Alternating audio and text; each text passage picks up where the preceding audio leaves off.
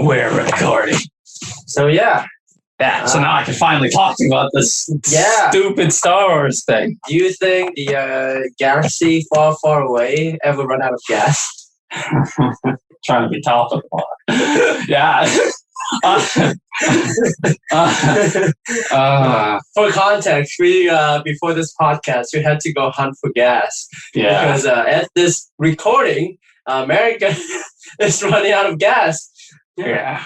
So I was just wondering if the Republic in the galaxy far, far away would ever run out of gas. I mean, no. They have a lot of ships. I'm actually trying to like pull from my limited lore brain here, and I don't think so because they're powered by dumb crystals. I'm gonna say.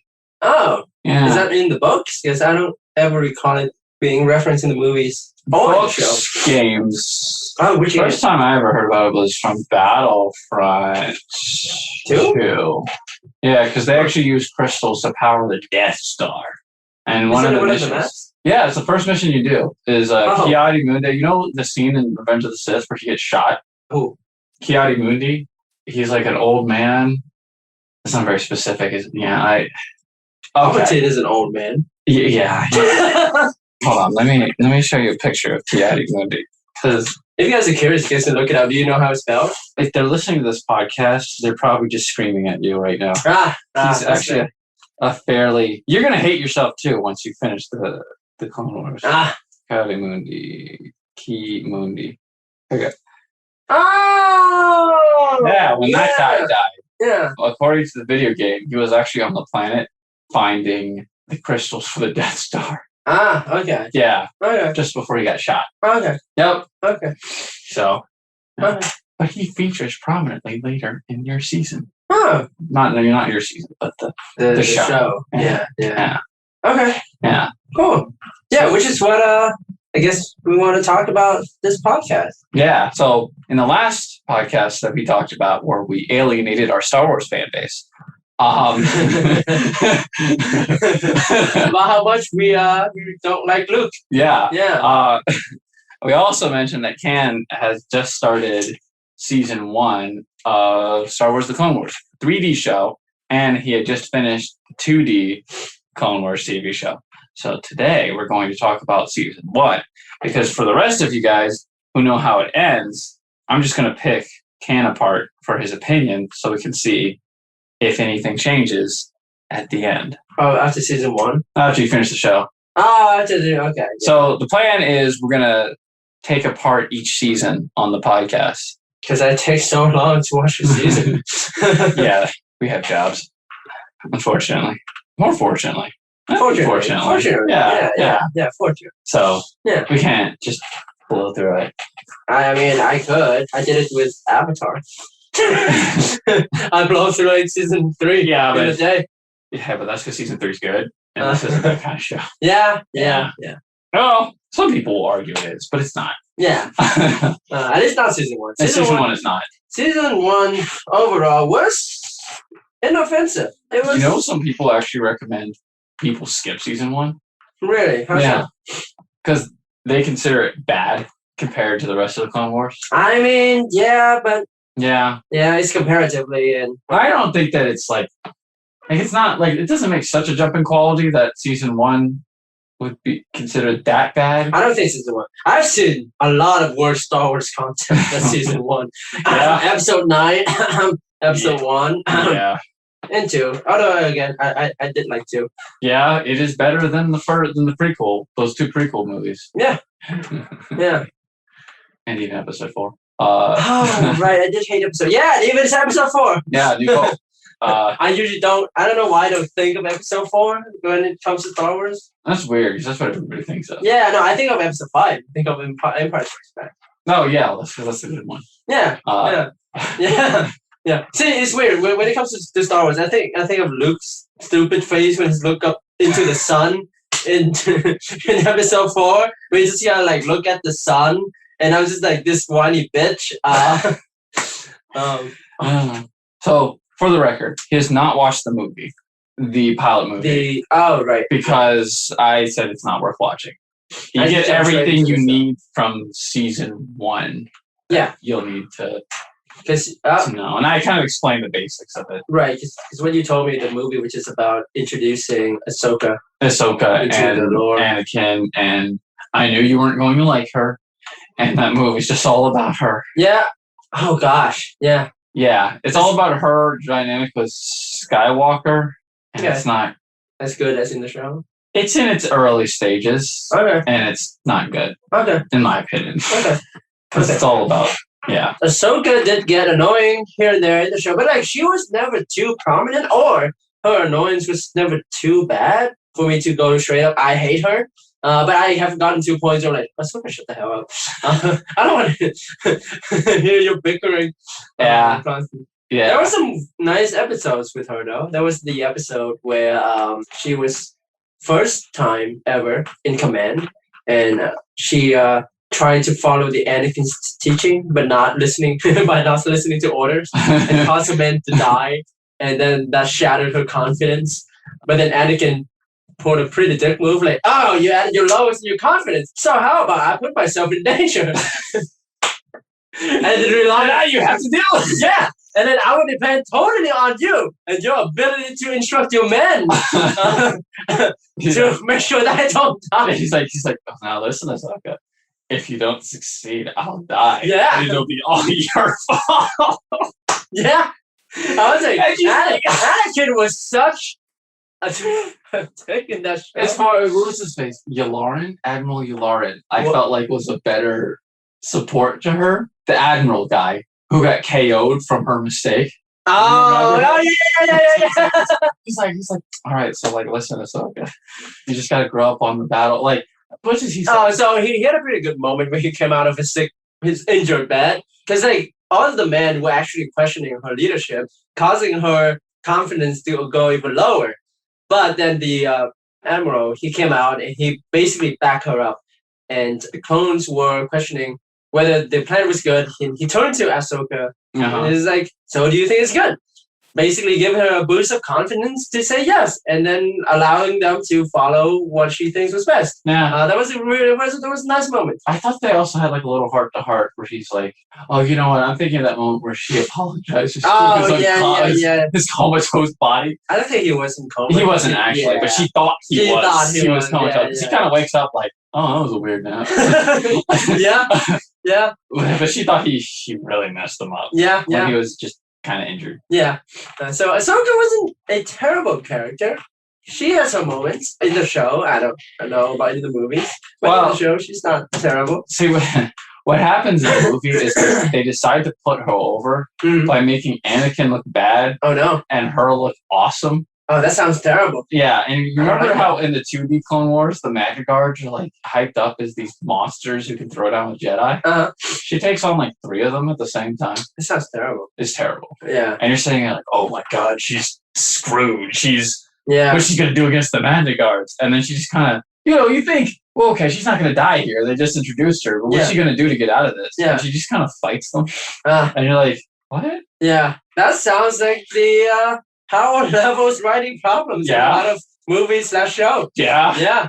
it wasn't great. Yeah, that sounds bad. Actually, I would have hated that Ahsoka. And she's like, the narrative doesn't punish her as much as it does in later season 1. Okay. The episode you're talking about is when I started to not hate her. Okay. Because I was like, oh, hell yeah, Yeah, they're punishing her. Like she does go through different lessons Yes. in that show. And they're showing how terrible Anakin He's a little shit. is.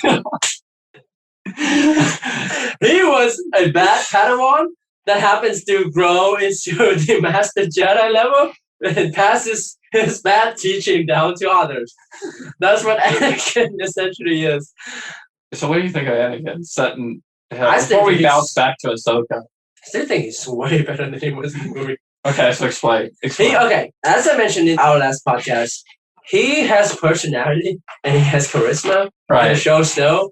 When he first showed up in the show, I liked him immediately because like he was just the way they presented him at first was in front of the Jedi Order, and he was pretending to listen to their orders while Ahsoka was in her like the young bucks kind of feel, like the young kind of rebel. Uh-huh.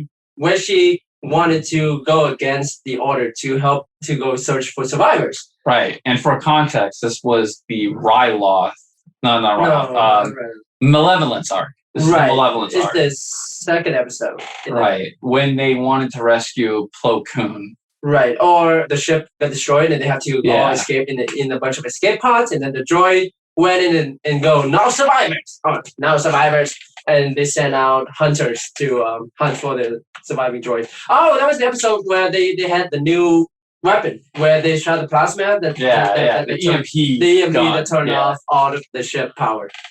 Yeah. So Ahsoka wanted to go against the Jedi Council order by basically saying we should find survivors. What if they're out there and they need our help?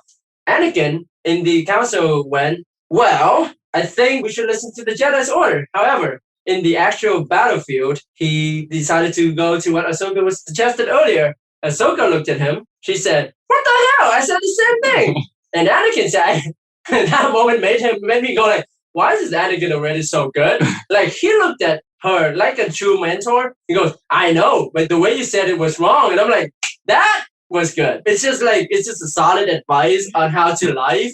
It's literally how you present your thoughts and ideas to the higher ups that matters Yeah. more than what you're saying. The funny thing is, this makes that such a shit moment though, is that they hate him for doing stuff like this. Like literally later in the episode, I remember because I rewatched that recently. They're out in the thing, and Obi-Wan cuts in. He's like, "Hey, Anakin, we need some backup." And he's like, "Oh, I can't do that. I'm out here in the asteroid field where Plo Koon is missing." And Obi-Wan's like, "You what?" No, but like, see, Obi-Wan was also really cool because like he said, "You what?" and then he immediately switched his tone and go, "So are there any survivors?" Like Obi-Wan is so flexible. This is the thing, but like that's not because he's okay with it. That's just because he knows he can't stop Anakin. Yeah, and like what makes Obi-Wan so also super awesome in the show was he was able to switch on a dime and then like and reassess the situation very quickly, even though he was not okay with it. Right. Speaking of Obi-Wan and Anakin, Senator Amidala, that episode she was in trouble because of the blue aliens spore thingy that I hate the scientists, by the way, sorry, on a tangent. But the episode, they were all in trouble of the virus affecting them. Basically, there's like, can I mention Corona in this podcast? Yeah, it's too late. You already did. You can always edit it out. It's true. Yes, So- you can. Okay, yeah. So it's funny because we're this is also the era where we're in the pandemic era. So the episode was I kind of see it like Corona, where they were just kind of like dying off or like getting sick, and Anakin was freaking out because Padme is just Right. love and Right. simp and whatever. Right. So yeah. so Anakin was freaking out while Obi-Wan was just like, Anakin, you must calm down. And Anakin was throwing a fit at Obi-Wan, asking why he was so calm. And he said, maybe I'm just better at hiding my freaking out more than you do. This is it. I mean, that's you the entire show. That's Obi-Wan the entire show. This is like this is, He's right, because that is Obi-Wan. Like, I think the thing I love about Obi-Wan the most in the show, and you see it in season 1 too, but it becomes more emphasized the more the show goes on. Uh-huh. And it's like he'll legitimately be in a situation where he's just screwed, yeah. and he'll still just be like, okay, Yeah. just for just I a mean, thing. Both him and Anakin together is terrible. Oh yeah, you kind of see low key how it came to be a thing. Yeah. How he fails. This is what I would argue, right?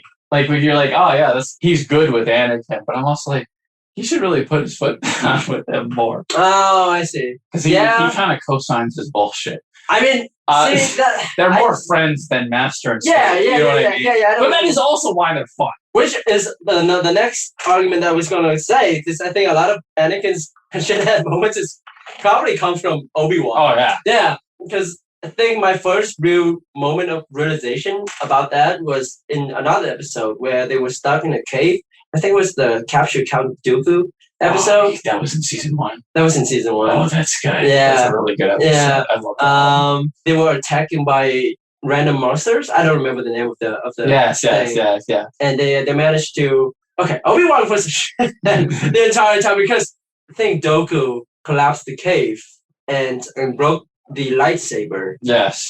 I think was Obi-Wan that was the one that got trapped, or was Anakin that was the one that got trapped? Anakin got trapped by It the was monsters, and Obi-Wan's playing support. Yeah, And it- it's hilarious because I think Anakin was asking Obi-Wan for help and he was helping, and they were trying to find something, probably Anakin's lightsaber. Yeah, so they needed. Okay, so I believe the dilemma was there's a monster. Yeah, and then The the way cave out. is trapped. Yeah, And then there's some sort of neurotoxin filling the air. yeah. And No, but like before that, they did fight a monster. yes, they before did that. fight a monster. Yeah, the moment I'm thinking of. Because Obi-Wan's like, oh, I can't you handle it? And Anakin's trying to hide the fact that he lost his lightsaber and can't fight it. Was he trying to find? Because I thought they knew that they lost that. Oh, okay. Yeah, He yeah. lost the lightsaber. Because I remember the moment where Anakin was trying to find his lightsaber, Uh-huh. and Obi-Wan said, "Here, let me give you a hand." And when he pressed the button, the lightsaber was flickering, but I legitimately thought he was fucking with me. I thought Obi-Wan just like press the button, unpress, and press, and unpress, so you have like a flickering flashlight. In fact, I was like, this guy is such a dick. But no, he wasn't. Like the thing was legitimately broken. And then the monsters happened, and Anakin, the monsters decided to go after Anakin. Obi-Wan the whole time was trying to fix his lightsaber. He was like, yeah, I think the monsters, I think she likes you a lot. And Anakin was running away, and Obi-Wan was just like trying to fix the thing. And only when Anakin looks like he was about to die, that Obi-Wan helped him out. Yeah, because eventually he decides to just pick up a rock and chuck Yeah, it and at the chuck it. monster, Yeah, right? yeah. Yeah. And then both of them used another rock and chucked it at another monster. Yeah, and then the that's whole. it. And then he's like, it's about time, huh? Yep. And then the neurotoxins And just knock them out. knock them out. And what I really like about the show, even though like both of them hides behind the facade, they never feel not genuine. Because then when the neurotoxin happens, they were still trying to keep their cool, but they were also freaking out, like Yes. clearly because they were passing out. Yes. I mean, they did pass out. There was the moment of genuine like fear in their voice there as they were passing out. I thought it was nice. Oh, yeah. And then Ahsoka saved them. And then they went back to being shits again. like Ahsoka saved them. And they came out looking all like, aha, we definitely did not need your help. And I think they said something along that line. I think because that's the one thing I really love about Ahsoka and Anakin's relationship is every time Ahsoka saves him, he's just like, I didn't need your help, Padawan. She's like, She said, it's good. It's a good thing I know that you don't mean everything you say, Master. It's worse for Ahsoka when Obi-Wan is there. It's worse for her. It's like both of them bullying her. But the best part, because I think it was one of those moments. I think they had this. Pretty sure they had this moment in season 1 where she's just like not following Anakin's orders, Uh-huh. and then he's like, I like most of it. Obi-Wan, can't you back me up here? And he's like, no. Oh yeah, yeah. This is karma. No, yeah. Because which episode was that? I know exactly what you're talking about. So good. There was and, yeah.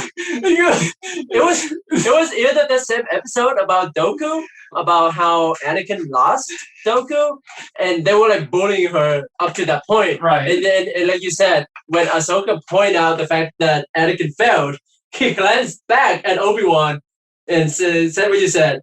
Can you back me up here? And Obi-Wan goes, I think your Padawan's right on this one. And just walked away. It was great.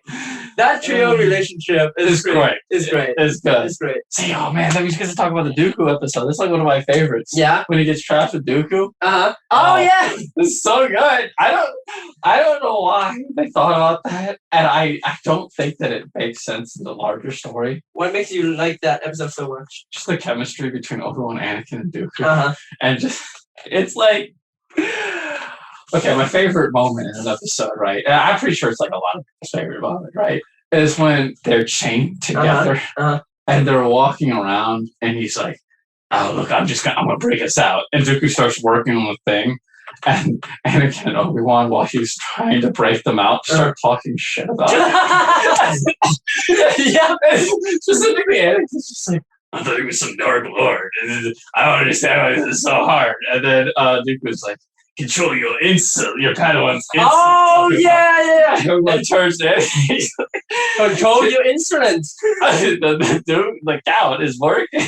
And then Dooku goes, the only reason I don't kill you both is because I'd have to drag the bodies. Yeah. Yep. It was so good. That was really good. Because I believed every word he said. It Yeah. wasn't just like a cute crack. It was like this man really wants to kill both of these two. And Anakin really wants to kill Dooku.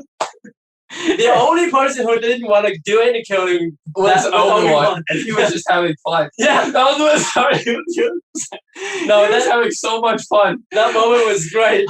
I honestly had this feeling with him that like he was legitimately happy through that whole experience. Like Anakin was mad, Dooku was mad, but Obi-Wan was sitting there and he was having the time of his life.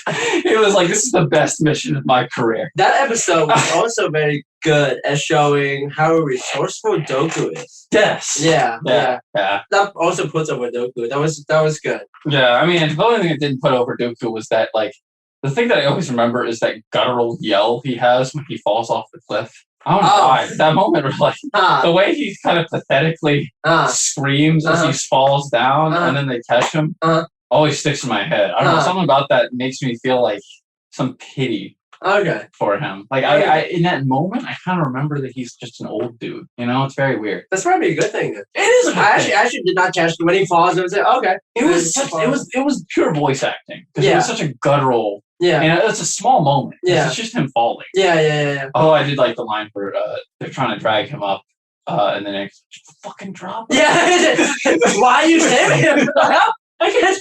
And then the one thing that surprises me throughout that entire episode is no matter what they tried, they failed. All 3 attempts, they failed. Yeah. They came close to succeeding, but they failed. Yes. Yeah. The pirates just easily capture them every time.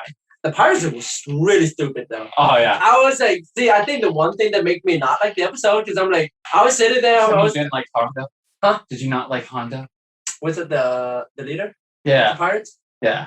I didn't because, and I think that was intentional because of his greed. Right. But I was like, you are the dumbest motherfucker I've ever seen. Yeah, because it was so dumb, right? It was like, my mother told me.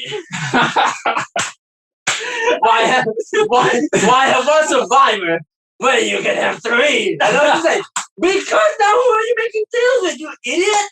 I kind of love Hondo because he's so dumb and so good. It's like, oh man, I love Hondo. Whatever he's like, because he's a jobber villain, right? I mean, yeah, but like all the lines he cracks whenever he's talking to people is so good. So basically, like when he's talking to like a Jedi character, like it's not as fun when he has to like interact with a Sith character, because the Sith kind of like.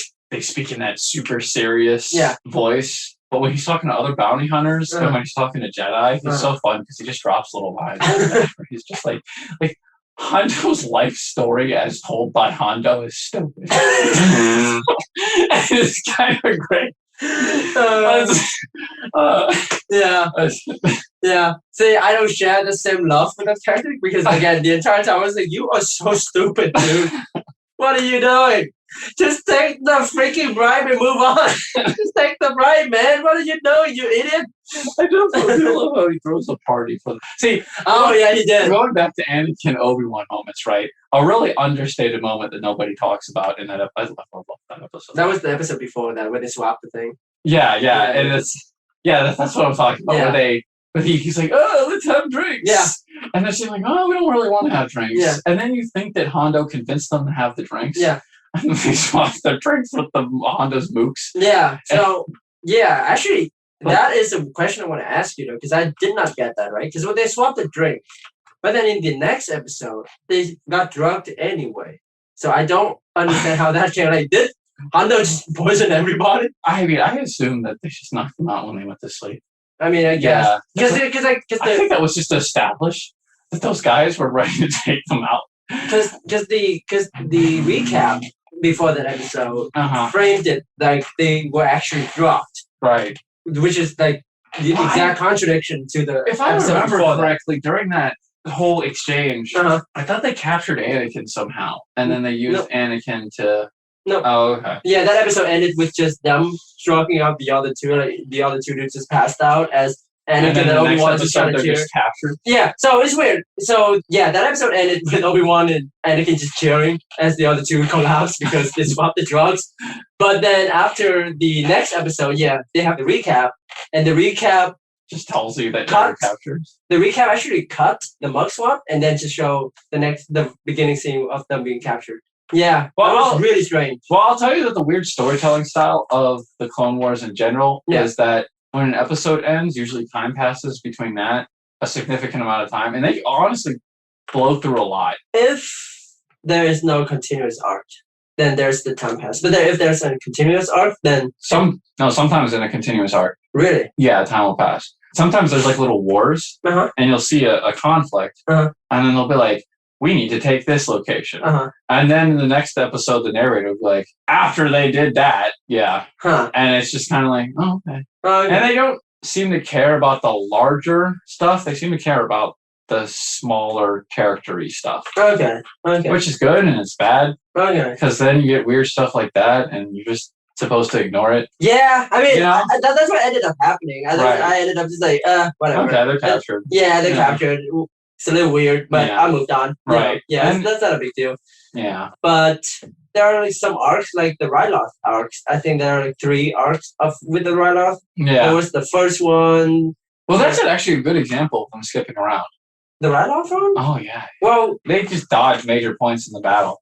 because the Ryloth, I know the Innocence of Ryloth and Liberty of Ryloth kind of took place Back to back. back to back. But Right. the first one, I don't remember if that was hopping around.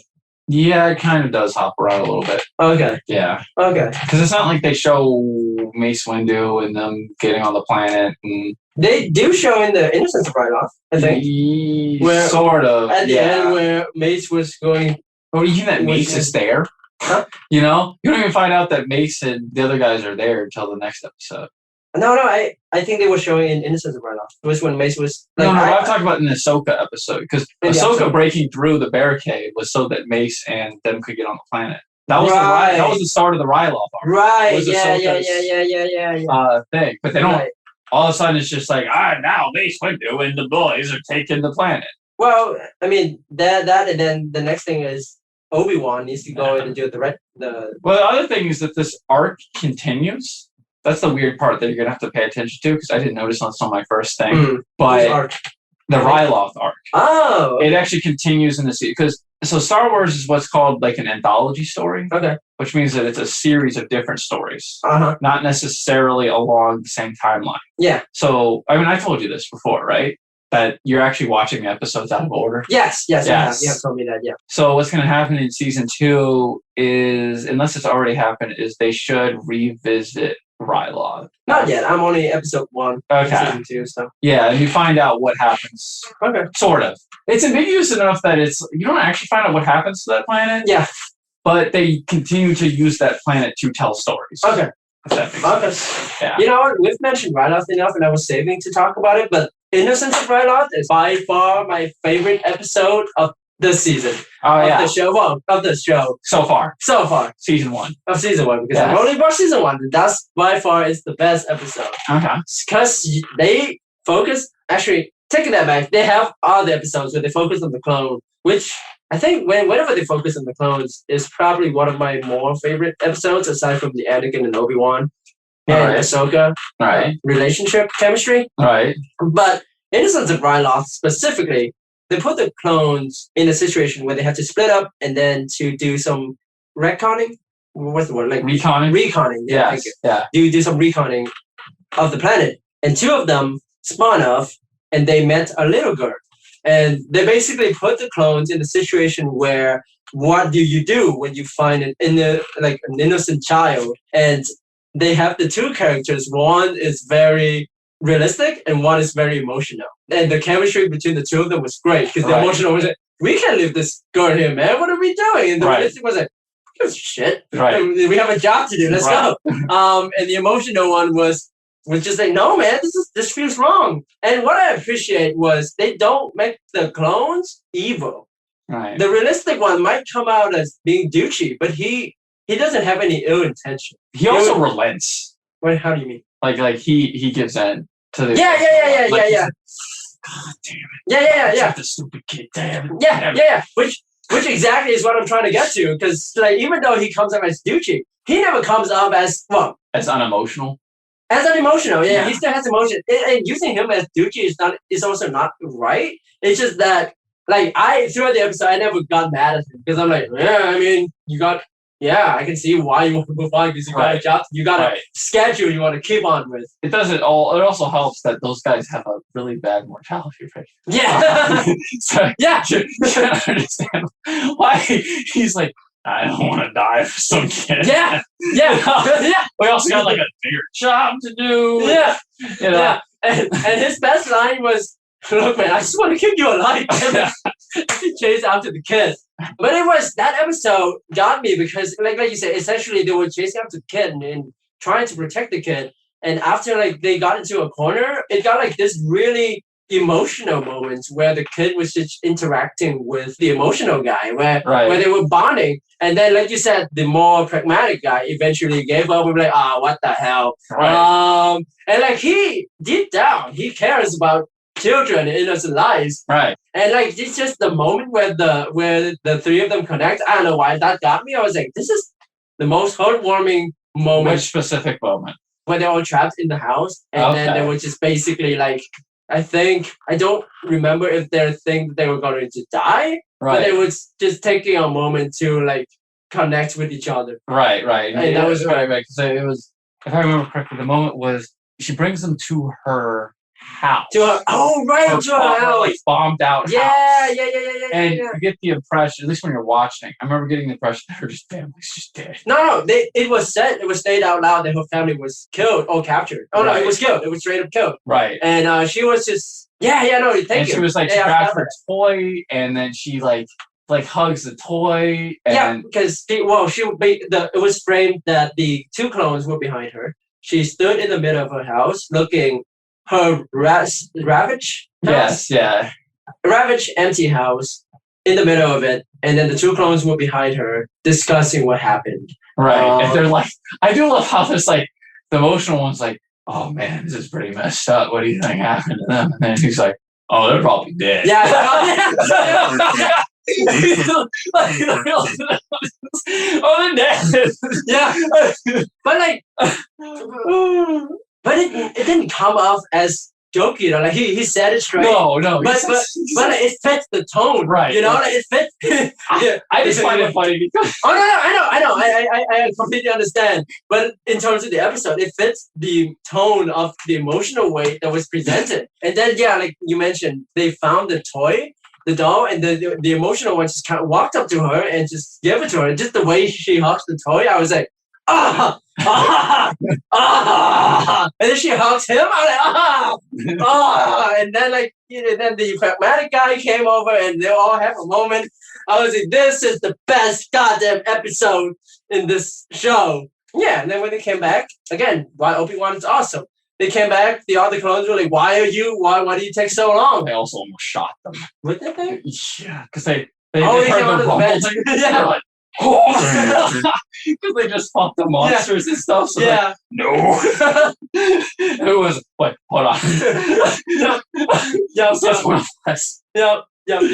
And Obi-Wan said, I see why you got your little detour. It just kind of cool. Yeah. Good job. Fine, innocent life. That was good. See, the weird part for me is I didn't really feel it until the end. It was the end line's pretty corny. Which one?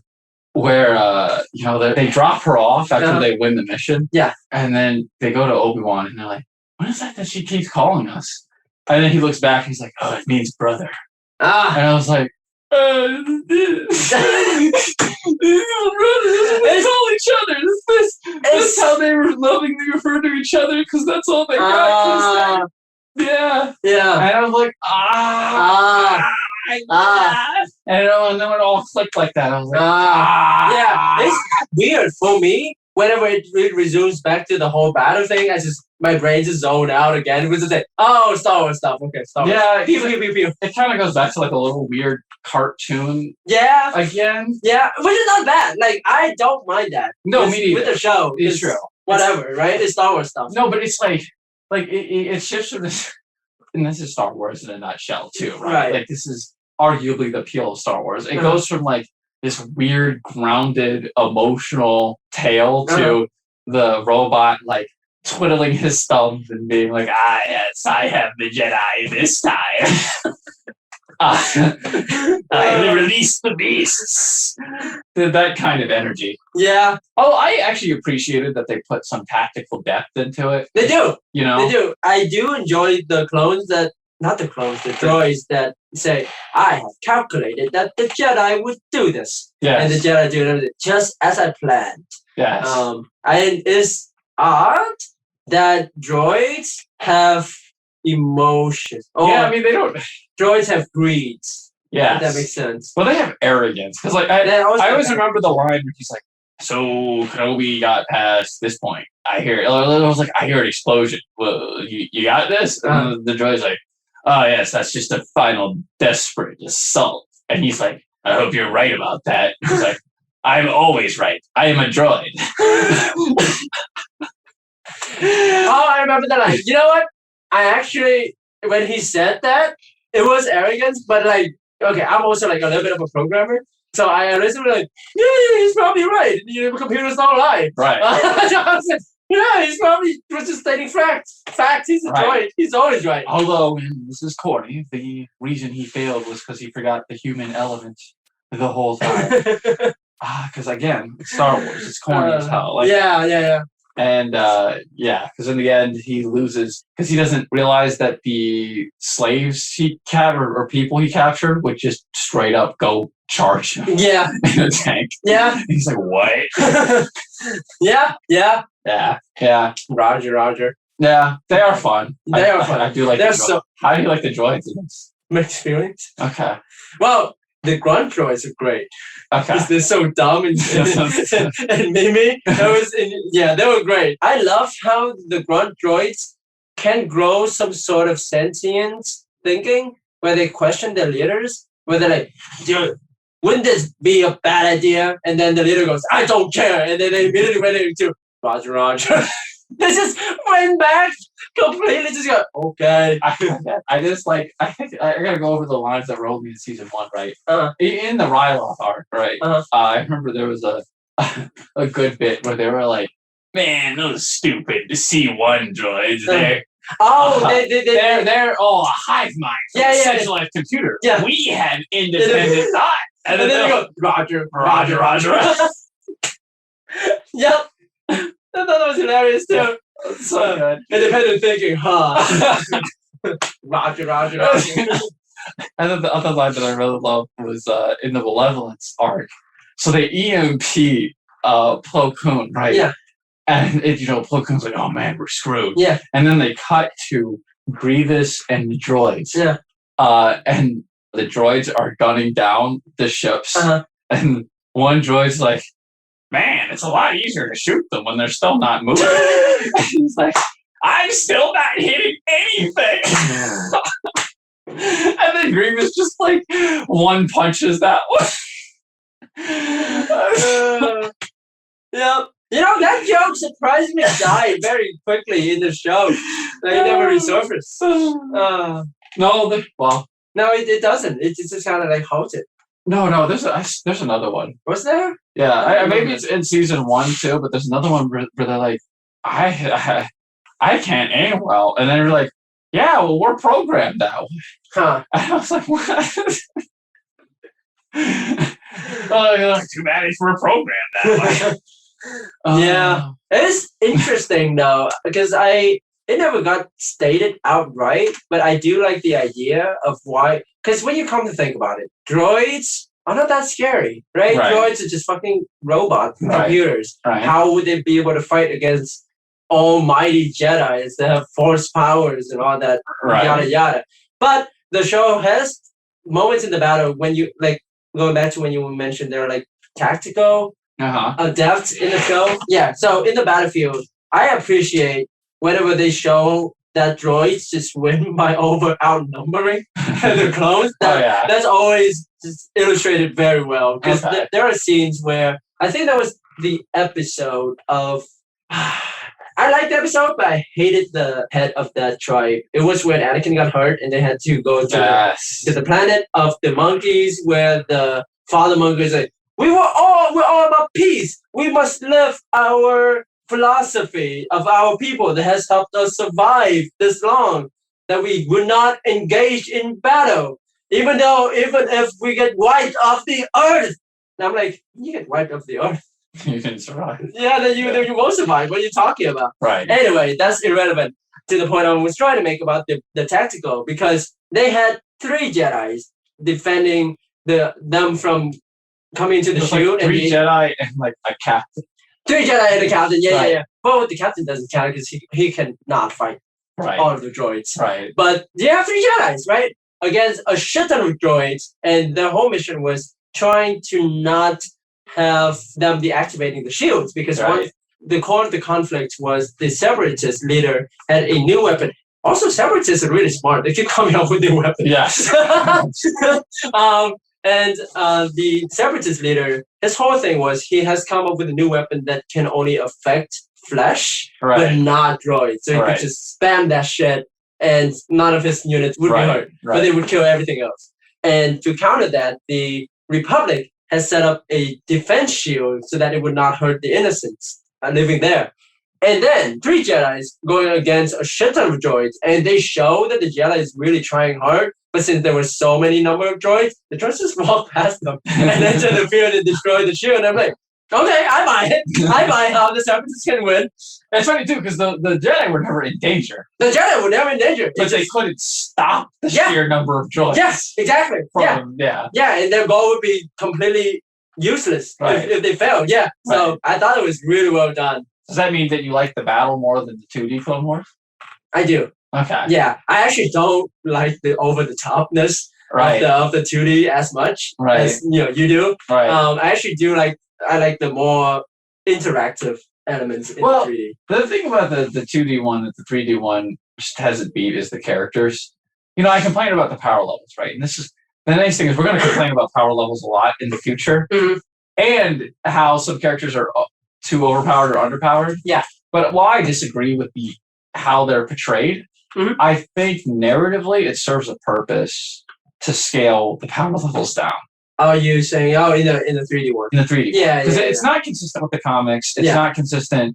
I mean, I guess it's sort of consistent with the movies. I don't even know. I don't Is even it know. considered? It's not like there's Yeah. any big action set pieces. Yeah, I But mean, with wars, yeah, but in the show, it serves to. It's certainly not consistent with the video games. But I would have thought. Are you talking about Battlefront 2 video games? just any Star Wars video game, because yes, also not in Battlefront 2. Because in Just- Battlefront 2, you can just walk in, you can walk into a room of 30 clones Uh-huh. and they're just lunch because of that mechanic. Or when you cut down one, Oh, you you get saw a health. lightsaber? Or just if you kill it with your Jedi, Yeah. it siphons the health. from Oh, which character could do that? 'Cause not all of every- them. All No, of them? all heroes. All Oh. heroes and villains do that. Oh shit! So, if you have so that's why it was the bigger the lightsaber, the more you I see. win. That's why Darth Maul is the best. 'Cause I he see. just swings. I see. You just watch the numbers go down. Oh my god, it's the worst. And I'm thinking also Force Unleashed, Mhm. where you're just running, you're just a one-man army. Mhm. Even in something like Fallen Order, he's not as strong as those other depictions, Yeah, but you can still walk through a level of stormtroopers Yeah. and just clean them all up. yeah. Even ones that are meant to fight you. And it's come on, guys. But in the 3D Clone Wars, they do a really good job of setting up why Jedi don't just sweep Yeah, everything. yeah, Or even when they do, because that's a great example, right? Uh-huh. They were sweeping, yeah, right? yeah, But they weren't. They couldn't stop the droids from doing a thing. Yeah. In that scene, they could have reasonably killed all of them Yeah. eventually, yeah, right? Yeah. But the dilemma was they can't kill them fast enough. yeah, yeah, Right. yeah. Because those droids were no problem to them. Right. Yeah. Whereas in the 2D Clone Wars, how that scene would have probably been resolved is that they would have worked together to gather them up into a giant metal pile Right, and then and just they just- crush them. Yeah, or they push them against the ship. Yeah, or push Yeah. them against the ship Yeah, and then throw that guy across the room. Yeah. Yeah. Yeah, which is fair. I But mean, Mace Windu is still pretty badass through the show. yeah, but you can't compare him to when he's just like UFC. Yeah, a bot. And it was so unnecessary too, because it's just one bot to take it. It's so good. But see, you also don't get stuff like we're talking about the humor there. I think the nice thing about the Genji one, right, is you know that one scene where Anakin and Obi-Wan are soloing an army because of course they are, and then there's that guy who's like, "How many Jedi are there? 1,000, 122." Yep. I love that kind of humor. Uh-huh. I like, especially because like in Genji's version, he has like his eye bulging Uh-huh. and it was like twitching while he's looking at the camera. It was really good. And you know what? I have not talked about episode 1 this entire podcast, but episode 1 was pretty good. It was just established and put over Yoda. Oh yeah, that episode is Yeah. very good. I mean, I think you said it's very good and very bad. I see. This is perfect. It's a perfect transition because I told you my problem with power levels. And episode Yeah. 1 Yeah. was the first time that I had a problem. Because look, I stand by what I said earlier, right? I think the power levels lowered were justified. Yeah. But there are some times, man. Yeah. But go ahead. But before we get to that, right? I'll loop around to that moment. We can do. What part of that episode did you like? I mean, it's just the whole episode of how Yoda was in character and how calm and tactical he was trying to be with the clones. He's suspiciously good at generaling, despite being a space monk. Yeah, he was. Because he was like, we gotta be delayed. Delayed we will be. Because they were running into issues with the droid, and then where all the clones were just freaking out. He was just like, no, use your head, you must. Because you were smart. Outthink the droid, you will. As he was just generaling them to survive the droid attacks. Yes, that scene in the cave. Because just to recap, the setup of the episode, if you guys remember, is Ventress shows up, and the idea is they're fighting for the favor of this one guy. Yeah. And his planet to join either side. Yep. And so Ventress is like, we're going to send our entire clone army, Yep.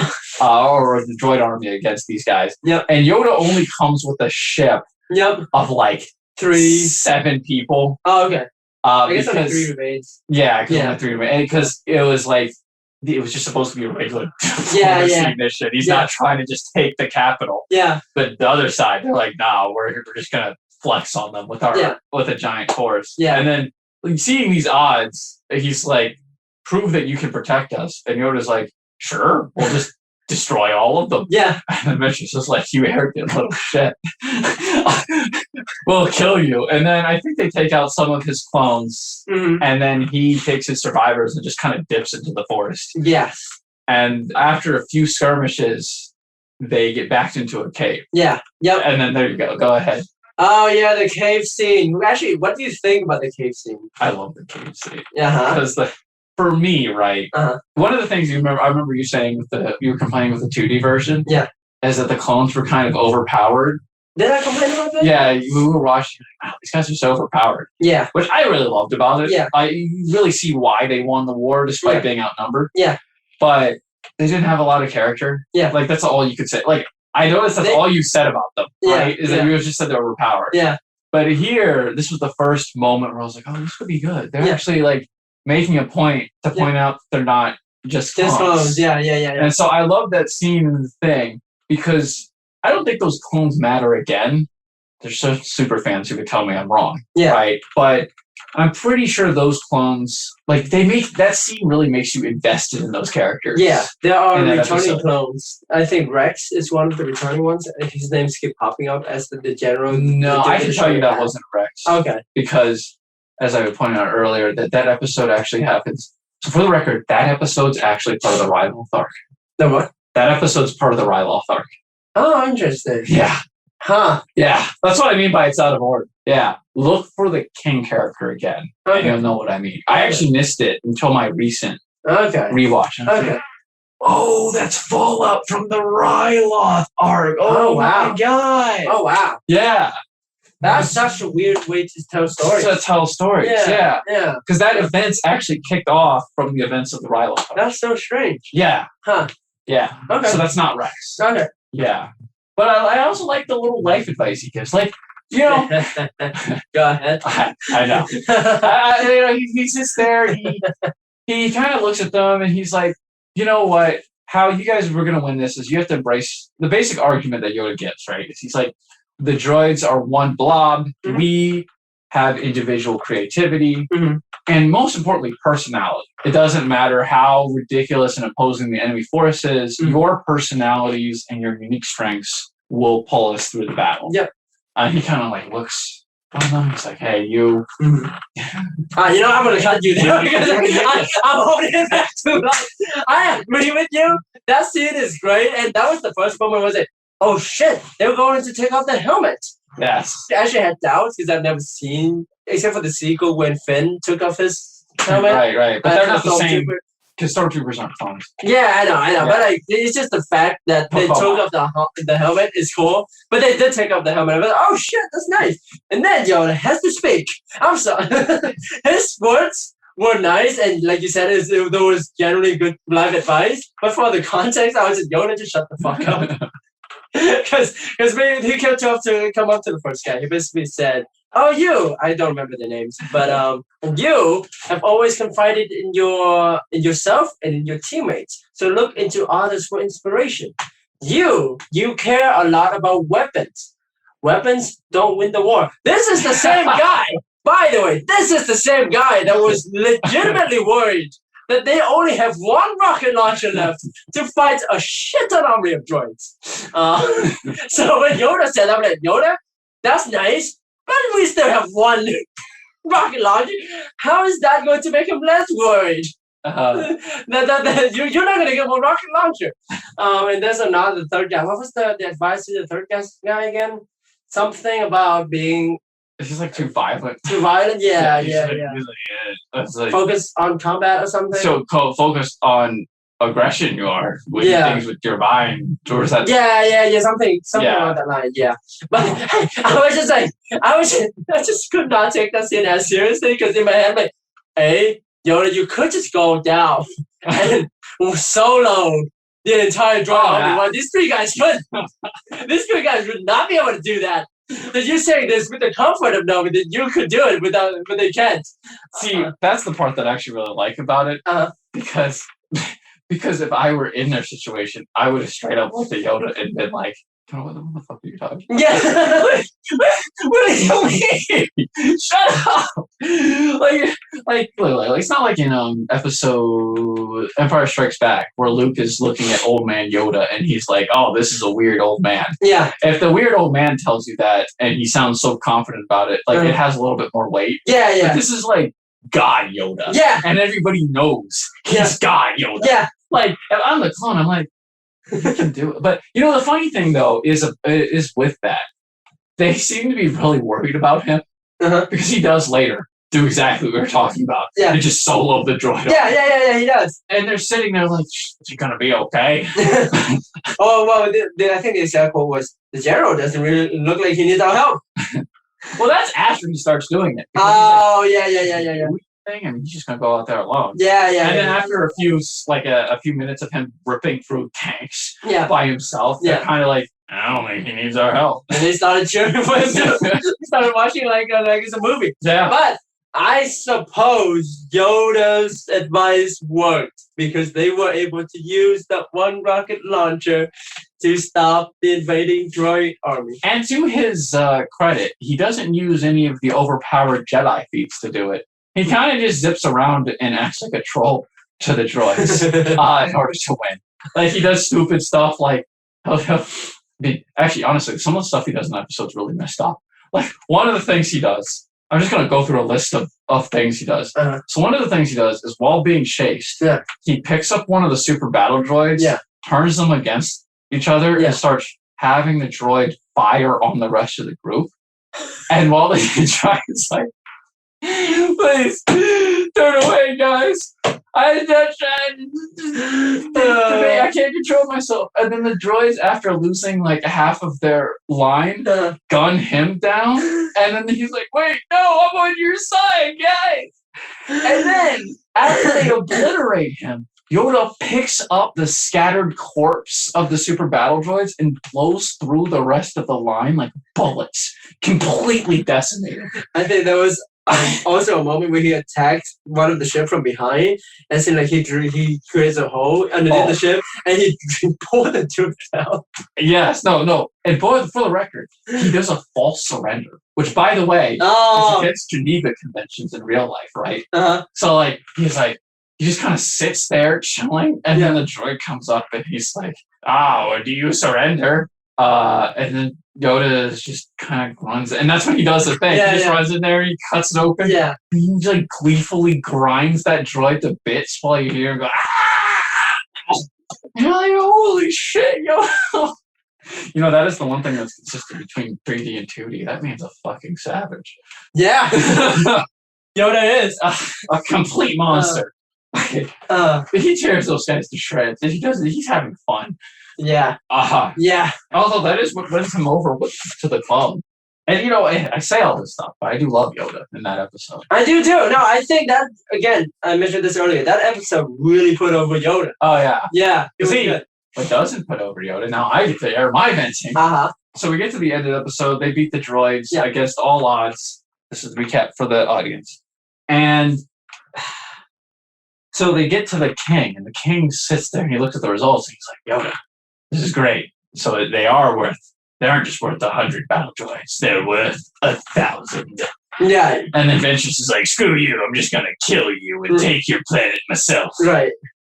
And so you don't know this because you're not as familiar with the lore, right? Right.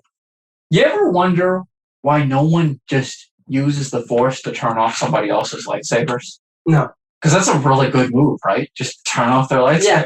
In lore, it's because to do something like that, you'd have to be so much more powerful than the other person. They were like an ant to you. Right. So when he does it, it's communicating that she's just not a threat. Which is also why when that happens, she's just like... yeah, she did. Yeah. None of the typical, like, in episode 2, right? Yeah. And I'm sure you don't remember this because episode 2 sucks. But, like, even though Yoda was so much slower than Dooku. Yeah. Dooku squares up to Yoda and starts trash talking like he's going to win. Yeah. And then gets stepped on. Yeah. Right? Yeah. But in this one, the second that the disarm happens, Ventress is done. She's like, I'm out. Nah. I ain't messing with that. Yeah. But the thing, and so she goes with be a great escape tactic. Yeah. For a normal Jedi. Throw down some rocks. Yeah. Create a distraction. Endanger some people. And so Yoda just kind of watches her leave while he focuses on the rocks. Yeah. And I'm like, you could have stopped her. Yeah. You could have force-pulled her from coming from the ship. Yeah. You could have put the rocks down and literally just stopped the ship from leaving. Right. Look, again, I know the feats aren't as ridiculous as they are in 2D. Mm-hmm. Like, I don't think you see that ever actually done in this show. No, I don't think so. Pulling a ship back? I don't think so. I don't think it happens even later on. Yeah. Right? Okay. So maybe they're just not touching feats like that. Right. I get it. You didn't want to kill her. Yeah. Don't tell me he's not strong enough to capture her without killing her. If you can do it. You know, you can even have her break out later. Right. But just take to capture her, please. There's no reason for her to be able to escape. And that bothers me. Right. And there's little feats like that all the time. Like, I'm telling you. And this will help you because you won't expect it. But there are times where you're like, isn't force pull a thing? Isn't force pull a thing? Can't you just force pull them? There's lots of little moments like that. Yeah. Where, especially when there's a non-force user involved in the scene. Right. And you'll be like, you guys don't even have to, you don't have to chase, just like pull them. Just pull them. I don't think I've seen force pull in this show. It happens. They use it for the lightsabers. Huh. Oh, yeah. You've seen that. Yeah. That's it. But like not people. Just only lightsabers. Yeah. Although, I do think that, do they ever use it? I don't remember them using... I'm trying to think, though, because you've only seen season 1. See, a lot of the... I'm pretty sure a lot of the reason that they don't use force powers in season 1 isn't actually narrative. It's because of animation. Animating Would be easy. Yeah, Right. just having a 3D object floating around. Yeah, but the problem is that the models already look kind of awkward. I thought model was fine. Oh, okay. Yeah, I actually. Well, back in the day, they were ugly. They were considered ugly. So they're still considered ugly. Yeah, I was gonna say if they back in the day they were considered ugly. Yeah. Right now they would be considered ugly too. Yeah. I think I'm more forgiving because I don't have any standards and they look like a functioning 3D models to me. The facial were expressing emotions. And I was like, yeah, that's cool. The ships Yeah. look cool. Yeah. What? Don't you agree that the ships look cool? No, the ships look cool, but Yeah. that has nothing to do with them. With them, it's just Ah. Star Wars art. It's pretty cool. Oh, You yeah, know. yeah.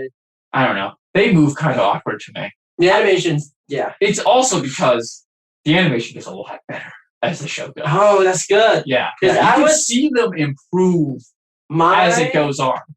I think one of our friends called me I am a graphics snob. Right. My graphics snob side has been trying to avoid going in too much into the graphics, but the animation for deflecting lasers is terrible. Oh, I hate that that. so much. Yeah, it's terrible. I'm Um, surprised you didn't touch on because there's another episode I wanted to go over and talk to you about. Wasn't the episode where there was a spy perfect. I've been thinking about it. I just in been saving season to talk one? about it. Yep, Okay. yep, there is. Because that's one of the more interesting episodes. Yeah, it was. Right. It was. It was a focus on the clone. Yes. Yeah, Which yeah. I thought you would appreciate. I did. Yeah. I didn't mention it yet. Okay. I've been thinking about it, but thank you for bringing that up. Yes, the spy one was cool. Anyway, you brought it up, so. Well, I was going to ask what were your impressions of it? Oh, okay. Oh, I guess you already said it's cool. All right. Well, then, since I think it's clear, right, where our interest in this lies. Yeah. What did you think of the one of who the betrayer was? As in the character? Who ended up betraying them and why? Well, his motivation, because it makes sense to me as Right. to, yeah. You know, it's funny because I think I was thinking the same thing throughout the entire show, but then I Right. just kind of assume, oh, they're clones, so Right. they kind of just accept it. They're brainwashed That- to do it, not- right? Yeah, brainwashed or trained Right. to. It's like it's Right. a military. Right. And yeah, I was like, how are they so okay of just going out there and sacrifice themselves? Right. Well, you know what's interesting? Mhm. Whenever the generals express compassion towards their clones, Yeah. they always have these low self-worth statements. Yeah. Like they'll be like, "No, sir, we're expendable," Yeah. and Yeah. you know, like, "No, man, you're Not to me. not to me." Yeah. That was what Plo Koon said. Yeah. That's Which he's one of my favorite characters. Yeah. By the way, I love Plo Koon. Yeah. And then all of the Jedi's reinforced that idea of, hey, you are clones, Right. but you are not gonna die today if we Right. could help it. Right. Yeah. Still, that's why his motivation just makes sense to me. I didn't have any like, oh shit Right. reaction to it. But it was like, yeah, I mean it makes sense. No, I mean I think that's a reaction you're supposed to have. Yeah, because the dude was just like, I want something more, man. Right. Like, why does my life have to blindly follow orders? Right. And he ended up betraying them. Right. And I thought that episode was really nicely done, just in the sense of bringing up the fact that yes, clones do rebel. Right. Clones do have independent thinking, as much Right. as the droids would like want us to think that they do. Right. Roger. Yeah, I like that episode. But yeah, I thought I would have had more things to say. But Well, in general, I things- can open up on it. You know, it's funny though because that's the only moment in that episode that matters, or that's going to matter right now, where you're on season one. Because the rest of the stuff that's worth talking about in that episode Mhm. is actually better talked about in hindsight. There was actually no, but later down, just go more onto the nitty gritty of the episode. I also like how it's resolved, how like the generals like, because they were clones, Right. so at some point they kind of think the same way, Right. and they would use that to their advantage. If we were this guy, what would we do? And then they kind of like outplay him by thinking a different approach. Right. Yeah, there was Right. like a weird chess match between Yes. the three of them. Well, that's one of the things that is really understated with the Clone Wars that I do want to highlight in the spot. The tactics are good. The tactics are good. The tactics are Yeah. good, and they don't really call attention to it. Yeah, How they don't- good the tactics are. Yeah, But like when you really think about it, yeah. the back and forth is really good. Which is, I think, which is why I was so bothered about the pirate leader. Right. Well, okay. What of his name? Yeah, Don't. and I think that's why that bothers me. Though he acts smart because he captured Doku and he said this line: "You don't survive this planet if you're dumb. I'm like, okay. And then he ended up doing the dumbest thing. I was like, why do you do that? Well, I've talked about it. I think that intelligence comes in many different forms. right. And for him, I think the fact that he managed to keep so many slimy people under one giant empire is pretty good. Yeah. And speaks to his intelligence and savviness. Yeah. And it's worth talking about when we get into stories in later podcasts. But we both value Wing It. And that man is the most Wing It motherfucker in the whole show. This man can roll with anything and come out on top. Especially because, power level wise, both on a macro level of his empire, and individually, he's one of the weakest characters in the show. Yeah, but he comes out on top or alive. Alive. And in situations where he should have died. Yeah. Even in the Dooku episode, right? I honestly thought that was going to end with either the Jedi arresting him, or Dooku murking him. I mean, Obi-Wan to threaten him. Obi-Wan was like, by the way, that was the part where I think that was the only moment where I'm like, Obi-Wan, you an idiot piece of shit. Because Obi-Wan was like, we will spare you because us Jedi have honor. And you have done nothing wrong to us. So we will not retaliate. And I'm like, can the honor is arrest him? Fine. I guess I don't like it, but if you want to do with the honor route, whatever. But they did do something wrong. They killed the Senate. They killed the senator. They killed the senator. Why? Technically, that was Jar Jar. Huh? Technically, wasn't that Jar Jar? No, I thought the senator just died after the crash. Wow, Jar Jar caused the crash in the... Yeah, Jar Jar. That was Jar Jar. Oh, no. That wasn't them. Oh, no. Yeah, that was just Jar Jar. Okay, maybe then Obi-Wan is not... Wow. Fuck Jar Jar. Miso, stupid. Misa. Let's see. Yeah, speaking of Jar Jar, why are there so much Jar Jar in that show? I don't know. Well, okay.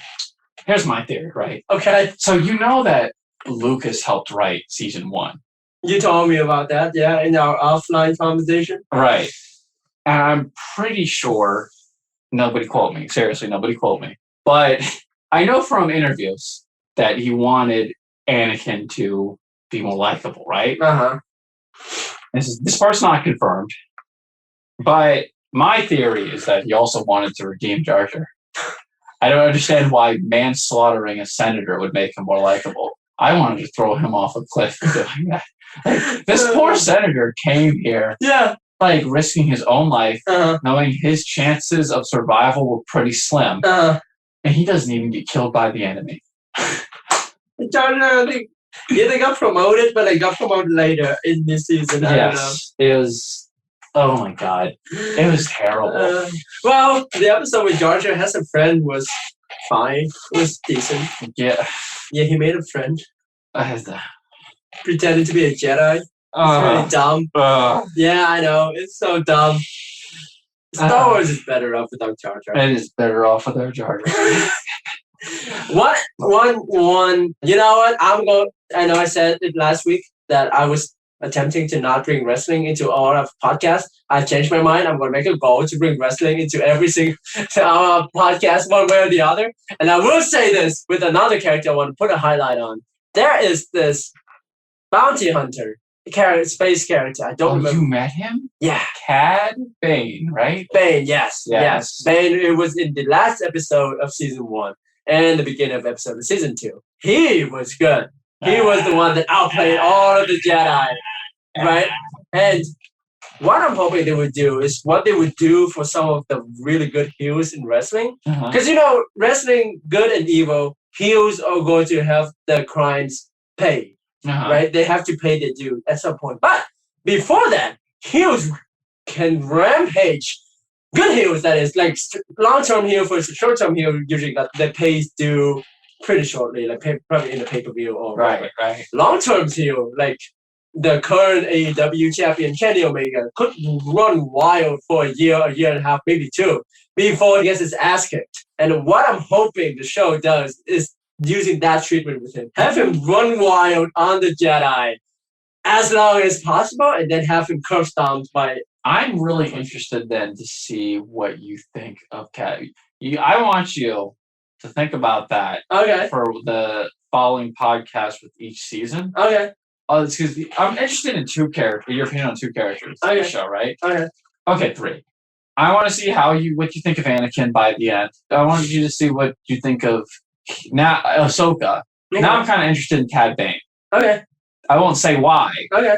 but I'm wondering what you think of what they do with him in the end. Okay. Because he is a recurring character. Okay. So Yeah, that's good. yeah. But like the way they put him over in when he first appeared, I was like, this is good. Wrestler debut. He looks Yeah. pretty strong. Yeah. That's pretty good. He's got a dumb hat too. Yeah, I he's love got a his dumb hat. yeah. And he acts like a weird not Texan. Yeah, he's like, howdy. Wild West. Yeah, he's like, dude. Yeah. he's like, howdy. He also has the fucking wheat on his mouth, Yes, dude. yes. It's like, this dude. Doesn't he also like square up to the Chancellor? Doesn't he bully Palpatine? No, not yet. Well, Okay.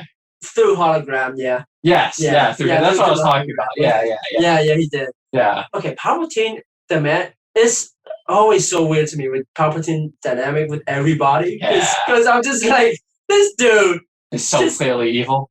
Yeah, but like when he's in Chancellor form, he acts like he's actually threatened. And unlike the 2D, which I appreciate, where he's like, he's just kind of beaming the entire time. The one thing I say the 2D I think does with Palpatine better, even though I appreciate what they're going for with Palpatine in the 3D one. Uh-huh. But in the 2D one, we all know he's evil. Right. So like the fact that he's miming makes so much sense. Like Right. he's so calm. In the 3D, he looks like he legitimately freaks out. Right. And I'm like, if you're behind all of this, why would you freak out? Right, You like, act like you freaked out. The one I always think of is the two. I know what you're talking about. Like what you're memeing, like the moment with Grievous, right? Yeah. Where he's just like, I would not be threatened by you, and everybody Yeah. else is like, what the hell are you doing? Yeah. And then in this one, he's taking everybody seriously. Yeah. Even if they're not even like, it's funny because in the 2D one, he takes characters not seriously that everybody else takes super seriously. Yeah. And in the 3D one, he takes characters seriously that nobody takes seriously. Like who? Like Cad Bane, Uh-huh. both not just to the audience, but later to the Jedi, Yeah. become, obviously, from what you're saying right now, Yeah. become a threat for obvious Yeah, reasons that yeah. you're saying. Yeah. But right now, he's just some bounty hunter. Yeah. Like, bounty hunters aren't anything. Yeah. You know what I mean? Yeah. It makes sense to me in that episode that he would take him seriously because he would manage to shut down their entire comm link. Well, yeah, to be fair, in the beginning, I remember he was like, I don't have to take you seriously. You're Yeah, And then exactly. Cad Bane's like, All right. all right, Yeah. everybody dies. And he's like, all right, let me think about this. Yeah. And I do appreciate because like on the one hand that this 3D show actually not convinces, no, but like it does sell me a little bit on the fact that Palpatine cares for his people. Right. Which also another part of my brain goes, but I still think I prefer the 2D one where he doesn't act like he cares because Peter, he doesn't. Right. He's just a Sith Lord. Well, And he does pretend he cares in the 2D one, but it's so hammed up that, like, you're sitting there, like it's enjoying the little moments with them. Because he's sitting, like, in the 2D one, he's sitting there, like, this is going to be fun. yeah, And in the 3D one, you're like, he's taking this so seriously. yeah, You're like, come on, Palpatine, have some fun here. You're Yeah. evil. yeah, Nobody's going to notice. yeah. Yeah. And especially when he's alone, with the hologram. Right. Well, the nice thing is he gets better. Palpatine? Yes. Okay. Yeah. I mean, here's the thing. Here's the thing I love about this show, right? Uh-huh. You really get to see a studio or a team, Uh-huh. whatever they are, Yeah. improve and change over time, Okay. which is the best part of that Okay. experience. Okay. Like, this is your baseline. Okay. And That's regardless of whether you like how much they grow, Yeah. I seriously doubt you'll come to me at the end of this in our last podcast and go, yeah, they didn't change at all. Right. Yeah. There's a serious growth that happens over the Okay. course of this, That's good. which is good. But that also means that characters are very different. Let me go back to that one episode with the traitor, right? Yeah. The chemistry between Obi-Wan, Anakin, and Ventress is weird. Uh-huh. You know exactly what I'm talking about. Like the fact that Ventress flirts with Obi-Wan. Oh yeah, yeah, Like, yeah. he's like, "Hello, my sweet," and you're like, "Oh no!" And he spends all their villain hero interactions just flirting with her nonstop. And Yeah. she's flirting back, Yeah. and you're kind of like, "What's going on here? Guys, why are you doing this? I didn't Yeah. need this in my kid show." You know how in the Gotham show, we got Harvey Bullock flirting with Fish. That was Yeah. But like this one, it's amped up to 11 because Obi-Wan's such an over-the-top character. Like even in this one, he's Yeah. so over-the-top. Yeah. And it's like Ventress, when she's not with Obi-Wan, Yeah. isn't that over-the-top? She's Yeah. kind of this like played straight. I'm not gonna say jobber Sith Lord, but like mini boss character. Yeah, Miniboss is because she succeeded. She Once or succeeded. twice. She succeeded Yeah. a few times. Yeah. But like when she's with Obi-Wan, she just feels the need to just go back and forth with him. And it's so weird. And I don't understand. I mean, look, how they write her changes, but also how they write her stays the same. Huh. For better or for worse. Okay. Like, you'll see characters make. Some of these characters will not be the same characters Okay. by the end of the show. Okay. I mean that's good. I mean, This- in a way that makes sense, right? As in Yes. they grow. Yeah, Okay, it's like okay. they grow, and Okay. if they talk to their younger selves, they Okay. would be like, "Come on, man," Yeah. you know. Yeah. Ventress grows in a very believable way, Yeah. but she stays the same in ways that don't make sense to me. Okay. And I will want to talk to you about that later too, Okay. just because I also like want to go through all of the Ventress moments, Uh-huh. but I don't want to accidentally touch on Ventress moments from later seasons. Alright. I mean, if it helps, in season 1, I think it was the one with Yoda. That's the one where she was trying to save the senator for the separatists. The slimy one where he was just like, you will never make me talk. And then Ahsoka bullied him to be a friend. He goes, I am ready to be negotiated now. As Ventress trying to save him. Oh, New Gunray. New Gunray. Yeah. You know, that's one of the times where she just straight up wins. Yeah, she did. She won. And she gets put over. She beats Luminara. Yeah, she beat Luminara and Ahsoka at the same time. At the same time. Yeah. Yeah. And then she just kills that guy for no reason. Oh yeah. I see. I don't understand that, right? Because I'm like, why are you people so brave against Sith Lords? There was just one shot. It was the Terminator from Terminator 3. I rewatched that scene, right? And see, the thing that I really love about that episode for Ventress's character is she's so petty in that episode. Yeah. So like, that's petty though. no, but like, she's really petty. Like, I'm just gonna walk you through the fight with Luminara. Okay. So like, Ventress is throwing down.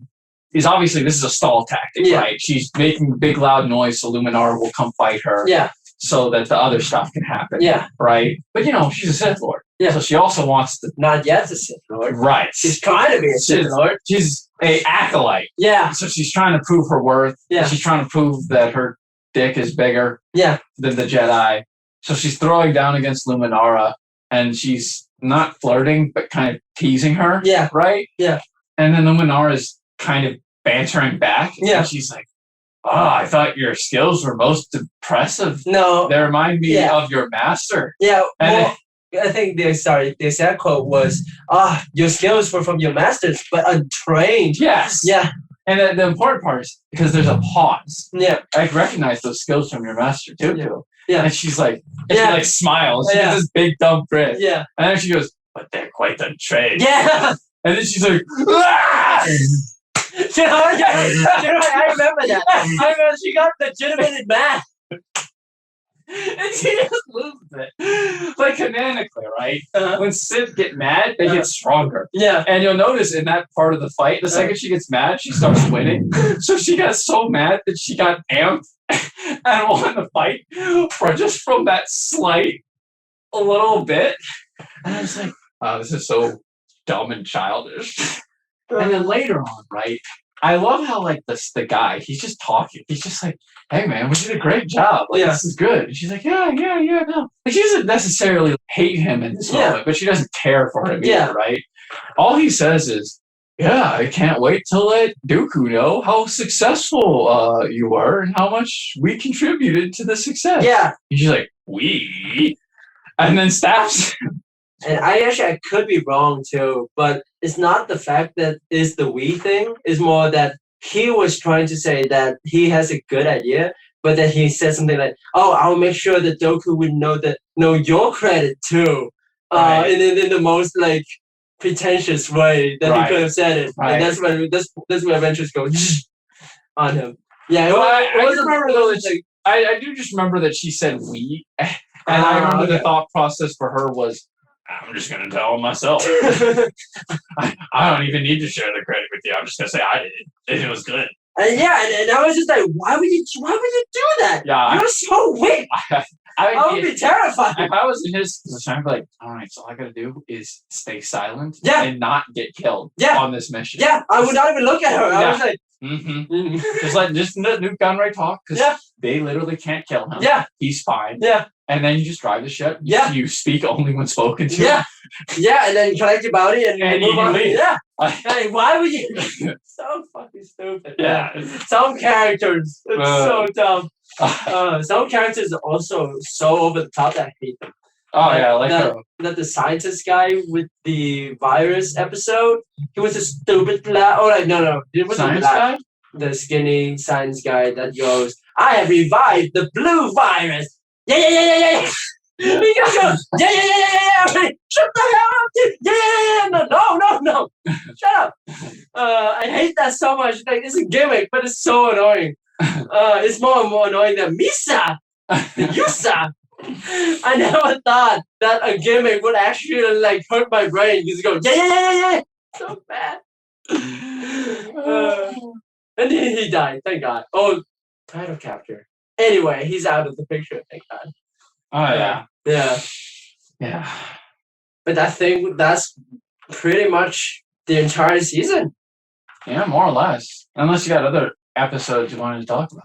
The other ones, to me, are Star Wars stuff. We can talk about Grievous. Do you want to talk about Yeah. Grievous? Yeah. Because look.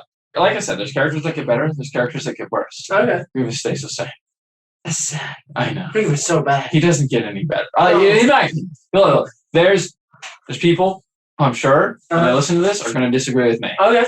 Don't think Grievous gets. In my personal Uh-huh. opinion, he sucks. Yeah, I mean, this whole thing, right? I'm not wrong here, right? Like he sucks, He does.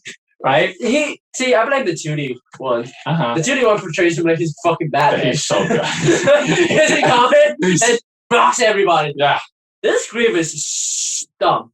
yeah. It's like a chat. This Grievous is a chat. Basically, he's just like, I want everything my way. Nothing will go not in accordance to plan because my plan is flawless. And his plans get spoiled like 99% of the time. Yeah. And every time he said, impossible! And like by the third time, I'm like, at this point, you gotta expect that, man. Yeah, exactly. At this point. But like here's the interesting thing that I find. This is the most interesting part of Grievous's interactions and dynamics with the characters, right? So like that Palpatine's manipulating both sides, Yeah. right? Yeah. So Palpatine deploys Grievous, and then Palpatine deploys Anakin and Obi-Wan. Palpatine deploys Dooku, then Dooku deploys Grievous. But it's effectively Palpatine deploying Grievous. That's Because he's right. like, Yeah. Dooku, go hang out with Grievous. Yeah. And just starts it. And then he's like, then he'll go back to the Senate and be like, all right, guys, I think Grievous is up to some shit. Yeah. Let's send Anakin and Obi-Wan because they're the best. And Yeah. I mean Anakin because I'm trying to put him over really Yeah. bad. Yeah. And then Anakin does his job Yeah. and beats Grievous. Yeah. And Grievous does his job and doesn't kill Anakin. Yeah. And then when Grievous goes back, Dooku's like, you have failed me, you worthless loser. Yeah. I just like, but he did his job. Yeah. It's so strange. It's such a strange, like Grievous stuck in this perpetual losing streak created by machinations beyond his control. Yeah. You know? I mean, I think at the middle of season 1, I think that was the fallout. Well, was it that? No, there wasn't the fallout. I think they came back together. But there was a little moment of the breakup between Dooku and Grievous where Dooku tricked Grievous to go into his home base, but the Jedi was there. Oh, you seen that in season 2? In season 1. That was in season 1. That was in season 1. Oh, we gotta talk about that one then. Okay. Because I love that arc. Okay. And I hate that arc. Okay. Because it's makes Grievous look like a bitch. Mm-mm. That was with Fisto, right? The Jedi? Yeah. Yeah. Kit Fisto and his dumb Padawan? Yeah. Yeah, Okay. yeah. And the Padawan one got Shank. Yeah. and was Loki going dark side? Yeah. Yeah. Yeah.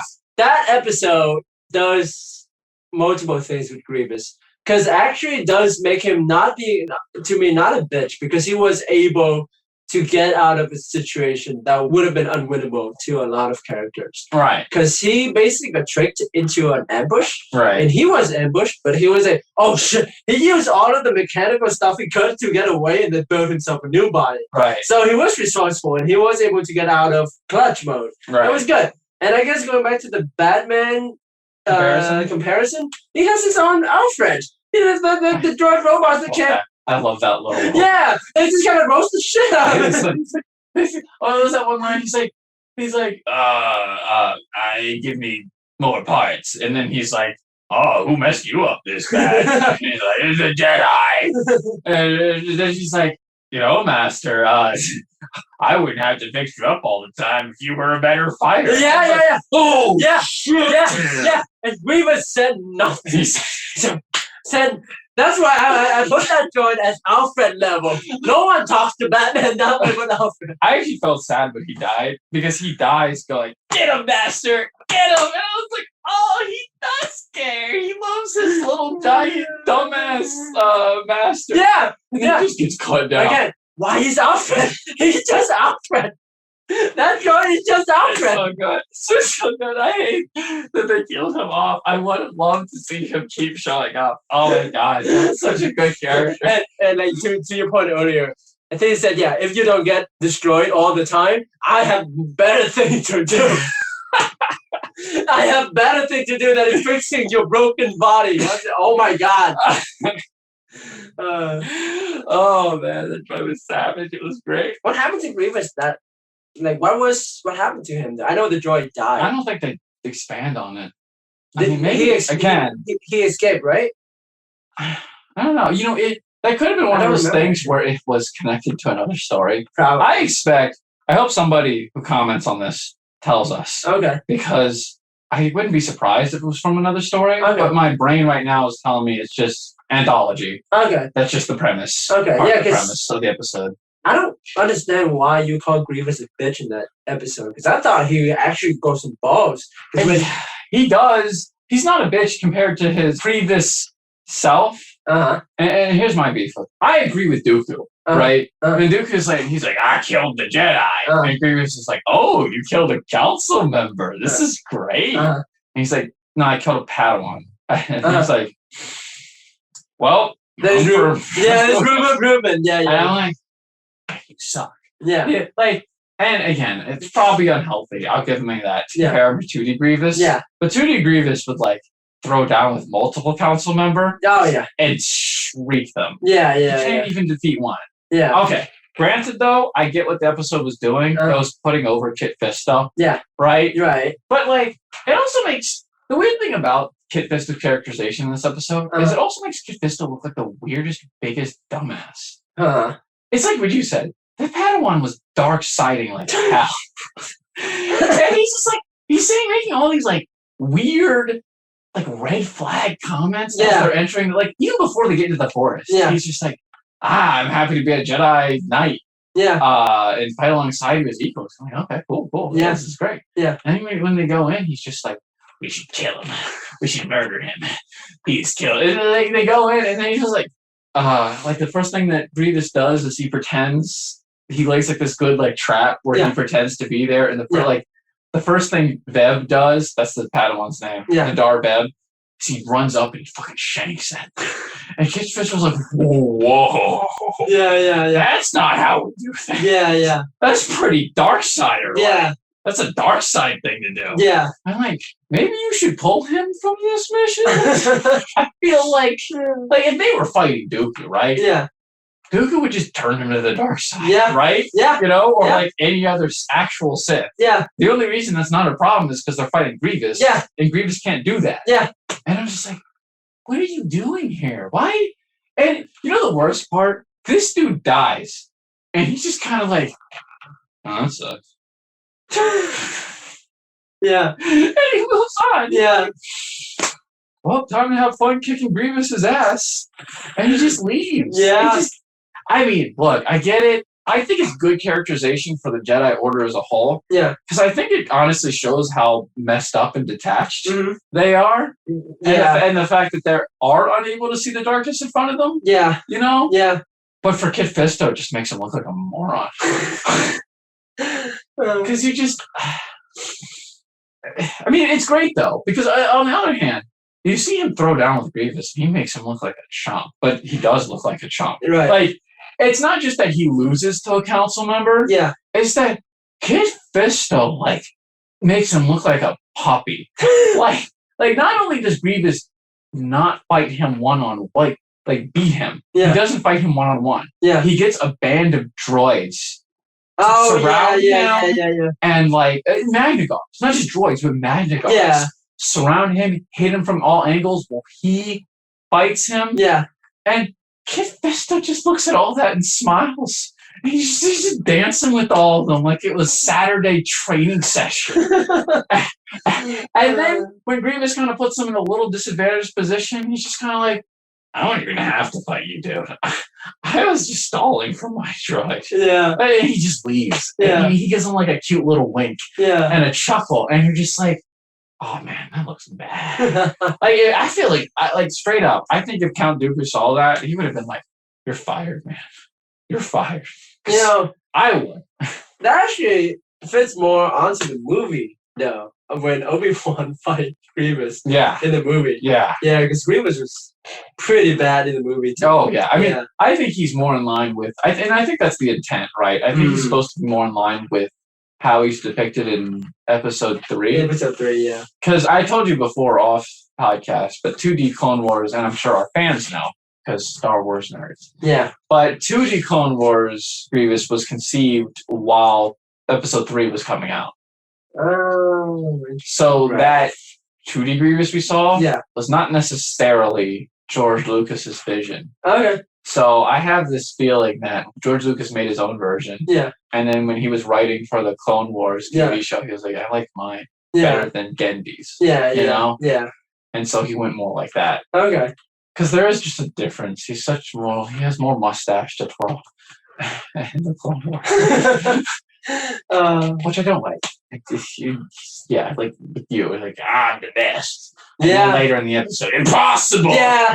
Yeah. No, the 2D version was definitely better Yeah. than the 3D one. Yeah. Although it does, I do sometimes feel like 2D Clone Wars Grievous was too strong because you're just sitting there like, how did the droids even lose? How did they not think that something was up when he was this I mean, good? to be fair, this is on a tangent onto a different show, but this is where, like, when we were talking about what's her name, the sequel to Avatar, Korra. This is when we were talking about the Korra show. Right. If everybody's OP, nobody's OP because in the 2D one, all the Jedi's were OP. No, but like, look, this is why I actually really love the power levels of the Jedi Mhm. in the 2D. Mhm. And why I think Grievous hits so hard. Yeah. They spend that whole season Uh-huh. building up how awesome the Jedi are Right. just to have them get destroyed by Grievous. Like, obliterated. Like, it's not even close. He Batmans them. They look like the grunts in Yeah. Arkham Asylum or Arkham City. Like, Right.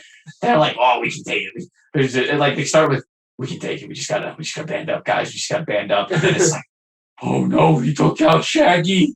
And I was like, all right, no, look, we're just gonna circle around in it now. And it's like, oh no, he's like swinging his leg. I didn't even know he could do that. Ayla Sakura, no. Yeah. And then by the end of it, it's like, shoot him now. Go do it. Like you see that gradual breakdown. And Yeah. they never had a chance. Yeah. But Um, then, to be fair, Grievous never fight any of the main characters. Yeah, like he Jedi, doesn't fight Obi-Wan and Anakin. Yeah. I mean, that's on purpose. because I know. They're putting him over for Yeah. the movie. Yeah. Well, he does fight Shakti, and I thought that was a good fight. Yeah. Like that, I feel like that was good jobbing. Yeah. If you ask me. Yeah. Like that was like she sold herself as a combatant, Uh-huh. and she went down respectably. Yeah. You know. Yeah. That wasn't like a complete humiliating defeat. Yeah. Like it was with Mundi. Yeah. Just Moody by the end, just being like, we can hold ourselves together. Like, I think Moody got pretty humiliated, but Yeah. Shakti went down like a warrior. Yeah. I think. To once again use the wrestling terminology. That's good wrestling feels. That is actually how you build a good rivalry. If you don't want your main face, and your main heel meet. Oh, really? That's Yeah. actually a wrestling technique. Yeah, that's a wrestling thing. That's okay. I have not told the people on this podcast, but I have told you the story of Kenny Omega and Hangman Adam Page. Yeah, that's a good Yeah, story. yeah. It's basically a story of two friends trying to find themselves, and then Kenny went onto the dark side. Hangman was still stay on the light side. That's a bit of a dark side moment because he was just kind of like not sure of who he is. So he borderline walked the heel in the face area, but then he ended up going to the face area. Right. All right. And then they had the thing where the two did face off. Kenny beat Hangman to demonstrate that this guy is the stronger guy, and you gotta put over your bad guy before the good guy win in the end, right? Right. And now what they're doing is they have kept Kenny and Hangman so far apart that when I talked to one of the friend I watched wrestling with, he doesn't even think about Hangman getting back to the title picture because that's how far away they've kept Hangman. But Hangman consistently has been winning. And he's only lost once, but by other people cheating or like jumping him. Right. Kenny also has been consistently winning. And the two, I have caught it, but the only way that Kenny is going to lose is to Hangman. Nobody, and I would be mad if Kenny loses to anybody before Hangman. But Hangman and Kenny, when they meet again, it's gonna be a fucking like epic fight because the both have been parallel built together in very separate ways that makes them very strong. Right. Yeah. And I guess that's what they were doing with Obi-Wan and Anakin in that show. Yeah. Because Obi-Wan and Anakin were depicted as these like ridiculous juggernauts. Yeah. And Grievous was also similar to being depicted as this ridiculous juggernaut. Yeah, exactly. And then if you kept them separate, they can grow to be stronger. Right. And on the way, if you want to put over other characters, like other slightly weaker characters, but if you want like Ventress. Yeah, like Ventress. And if you want them to still look strong, you can do that. They can lose. Right. But they look strong losing. Right. They because just fighting these beasts. Yeah. It's is a feat in its own. Yeah. And that's not happened with Hangman or Kenny, but like going on to a different wrestling example, Jon Moxley and Darby Allin, right? Jon Moxley, when he was the champ, he had to defend his titles, right? But then when guys like Darby come on, Darby's never going to win. Everybody watching that match knows Darby Allin was never going to beat Jon fucking Moxley. Right. Because Moxley was fucking Grievous. Right. Allin got killed. No one says that Allin is such a loser job because he's never going to win. He put up a fight. Right. And like Allin got put over that way. So like by building the two up, if you want to build other characters, you could do that too. Right. Or you can jump completely if you want to do that. Yeah, there's so much benefits in doing that. Right. This is so because it does. I think because the thing is, Asajj Ventress was brought over just because people liked her in the 2D version. She was made up for that thing. Right. But she made that fight duel with it. I mean, I think you agree. That's a great fight. Yeah. Like Asajj versus Anakin in the 2D version. That sold her. Yeah. Just because she pressed him. Yeah. She pressed him to the dark side. Yeah. And now people are like, yeah, we like our Ventress. And the weird thing is in the 3D Clone Wars, that speaks to the prestige of that fight too. Right. Because in the 3D Clone Wars, at least in the first season, I just remember her getting her ass kicked all the time. Aside from Luminara. Yeah, Luminara. But like, Luminara's the jobber Jedi. Did she job to Anakin and Obi-Wan in the spy episode? I don't think she jobbed. She doesn't fight directly because their battle's more of a tactical one. Yeah. And she never wins. Like, because Kenobi is depicted as this ridiculous strategist. Yeah. So she never had a chance. Against Kenobi. Yeah. I don't consider it jobbing because she was never really a fighter against him. If anything, it was like Dooku's plan. I consider that. If anything, it was Dooku jobbing indirectly through Ventress. Right. To Obi. Yeah. Yeah. But yeah, she does job. to him. So, but she's supposed to, you know. Yeah, like you said, she's the mini boss. Yeah, she's the Yeah, head you gotta boss. go through. Yeah. Yeah. So, well, that's good. You know, this whole podcast, I'm really glad we talked about Star Wars, but rarely touching on Luke. I know, right? Here's what. So, fun fact: the last episode, even though it's named something else, I haven't come up with the name yet, but it's not going to be named the 2D Clone Wars. But we were supposed to talk about the 2D Clone Wars. I think we even said it at the beginning of the last episode of that episode, but we didn't. It just became the Star Wars podcast. But I actually think I'm happy because it set the stage for this. Yeah. Now they know where we're coming from as Star Wars fans, what Okay. kind of fans we are, and now when you say you love the show. No one can say you hate Star Wars. I mean, they can. Yeah, I mean, But yeah. they're wrong. I'm biased. And they would say I'm biased. Yeah. It's weird though. As much as I don't like Luke, at least the episode 4, episode 5 Luke, episode 6 was cool. As much as I don't like Luke, it's weird. Every time when they mention Skywalker, I don't think of Anakin. I think of Luke. Huh. Yeah, because like, Weird. oh, Skywalker, I'm like, Skywalker. When they say Anakin, I think of Anakin, like, not Anakin Skywalker, it's just Anakin. Right. Yeah, it's so strange. But they're like, oh, Anakin Skywalker. That's right, he's his father. No. Yeah. That's weird. I actually, when I think Skywalker, I think Anakin. Okay. But I also think that's because of more immersion in the lore, and Skywalker in the lore is so tied to Anakin, Yeah. that it's like, Yeah. Luke honestly feels like an afterthought Mm. in the greater story of Star Wars Right. because of how much Anakin. Anakin gets put over by the lore. Yeah. You Yeah. know? Yeah. And there's a point where it's like Luke's only great because he's Anakin's kid. uh, That's what it ends up feeling like at the end. Which is part of what I hate about Star Wars, right? Like and that's also probably that's a fun thing, right? And why I really enjoyed making that podcast is people think like Luke's great because the extended universe makes the characters is just better, yeah. but it makes the characters worse in a lot of ways.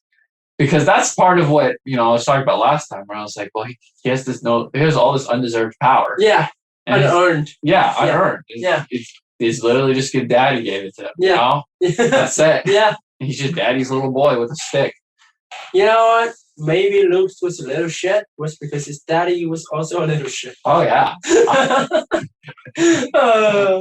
The fun thing about knowing Anakin is like when you go back and watch the movies and they're like, a lot like your father. It comes off like a roast. When you watch, they also especially with Obi-Wan. Yes. Yeah, because they always say it when he's acting brash. Yeah. Like, I want to go on an adventure and like stay on this farm. And then they'll be like, you remind me of your father. And then you're like, wow. And he's just like, really? I like my dad. And you're just like, dude, that wasn't a problem. That gives so much context. So much because. Well, speaking of one of the moments of Anakin acting rash, his Padawan acting rash in one of the episodes where Ahsoka doesn't follow his orders. Obi-Wan looked at Anakin and was like, "Hey, your Padawan." Well, it was like the ship where like the droids were invading, and then Obi-Wan was trying to tell Ahsoka to retreat. And Ahsoka said, "But we're winning!" And Master Anakin have taught me if the enemy starts retreating, you gotta keep pushing forward. And then, that was Anakin comes on. He's like, no, you need to retreat. No. Before that, he came on to Obi-Wan. He go, "What the hell she's doing? Why she's not retreating?" Obi-Wan goes, "She's listening to your teaching." I believe the exact line was like, "She's doing what you do and not following orders." No. It was something along like she's listening to your teaching. Oh, okay, yeah, but not doing what you're doing, not following orders also happened, but on a previous episode that was the same episode. Well, it was on one of the episodes. That was like multiple episodes. Was like, why are you teaching your Padawan not following orders, dude? But in response to Obi-Wan's, she's listening to your teaching.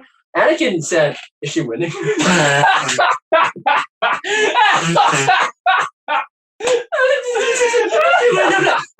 shit! That's so good. Anakin's terrible. Oh is she winning? This is so good. And then she got put to be with the librarian, and that's Oh. when Bane come on. That was the episode 1 of season 2, Right. stealing Right. from the boat of the Jedi. Oh man, that was so good. Is she winning? It's like he's like a bee. Like, are you winning, son?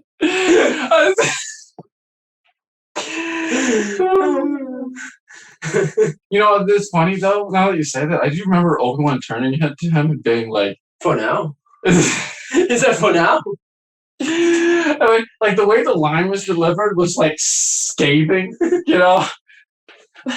Like he's rolling with it, but you know, on the inside he's like, what the fuck?